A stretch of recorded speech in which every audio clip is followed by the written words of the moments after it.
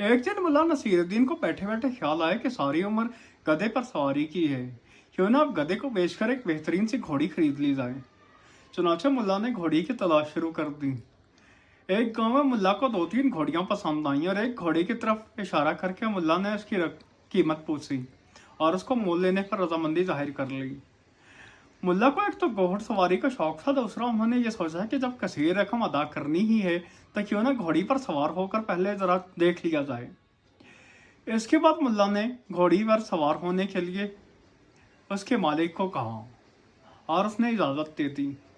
मुल्ला घोड़ी पर सवार हो गए। घोड़ी ने जब बरक रफ्तारी दिखाई तो थोड़ी दूर जाकर मुल्ला के हाथ से छूट गई और मुल्ला धड़ाम से ज़मीन पर आ गिरे। ज़मीन पर गिरते ही बेहोश हो गए। लोगों ने करीब जाकर उनको उठाया और जब थोड़ा सा होश आया तो एक साहब ने कहा, जनाब लगता है आपने कभी घोड़ी की सवारी नहीं की। घोड़ी की सवारी बच्ची का काम नहीं होता, इसके लिए आपको बहुत सी महारत की ज़रूरत होती है।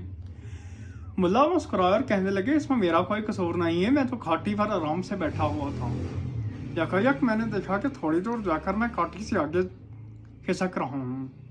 लगाम मेरे हाथ में है, लेकिन मैं आहिस्ता आहिस्ता आगे ही आगे आता जा रहा हूँ।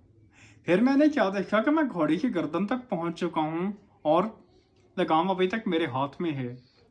मैंने सोचा चलिए ये भी ठीक है, मतलब सवारी करने से ही गर्ज है कि जब इंसान घोड़ी पर बैठा हुआ है तो जाहिर है कि इंसान घोड़ी की सवारी कर रहा है। मैं भी सोच ही रहा था तो मैंने अचानक क्या देखा कि लगाम मेरे हाथ में है और मैं घोड़ी के सर पर बैठा हुआ हूँ। लोगों ने ताज्जुब से पूछा, फिर क्या हुआ? मुल्ला ने कहा, होना क्या था, घोड़ी खत्म हो गई और मैं ज़मीन पर आ रहा।